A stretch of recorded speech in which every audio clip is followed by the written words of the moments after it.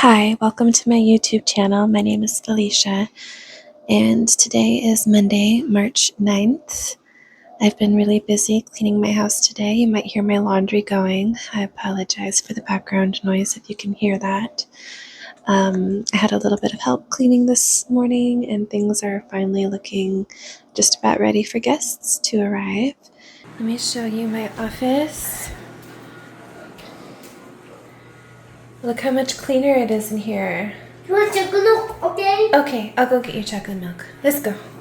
If you've been watching my channel, then you know that I unfortunately lost my baby just a couple of weeks ago.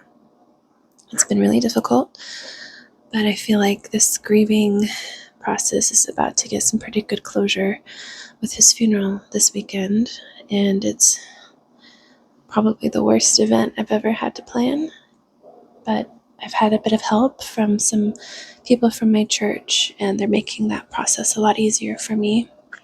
I talked to the funeral director this morning, and they just received my baby's remains back into their care from the cremation.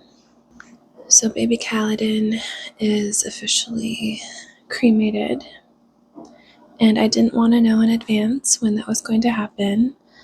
I presume it happened just this morning. I knew it needed to happen, but it's still difficult to hear and to know that I physically could not hold my baby again, and I knew I couldn't have held him anyway.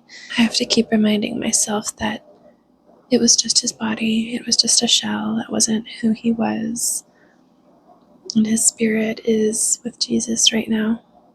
A really kind lady from my church is helping organize a lot of things for me for the funeral that were just kind of difficult for me, like planning the music.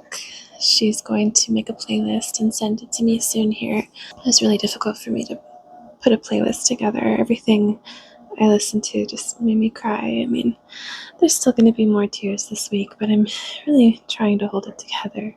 They're also going to do a baby blessing for him, which I'm really happy about, because when I went to church this last time and they did the baby dedication ceremony, I was pregnant and I didn't know that he had high drops at the time. I knew, of course, of his trisomy 21 and his heart defects, but I was so optimistic. I really thought he was going to make it and be fine. But watching the baby blessing and seeing all those beautiful babies up on the stage, I felt like a weird feeling. Something was telling me my baby wouldn't be up there next year. And it turns out that feeling was right. I don't know if it was mother's intuition, but I just knew he wouldn't be up there next year. And I didn't want to think about that because at that time I really had no reason to believe that was the case. Like I said, I was so optimistic about everything. And I said this to my new friend from church, and she said, God has a way of preparing you for things sometimes. And I think that's exactly what that was.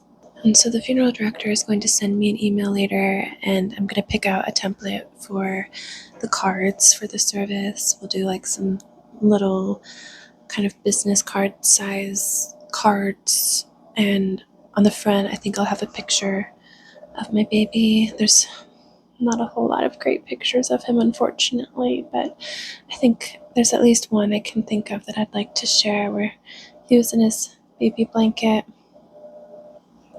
And on the back I'll probably put some scripture or a poem.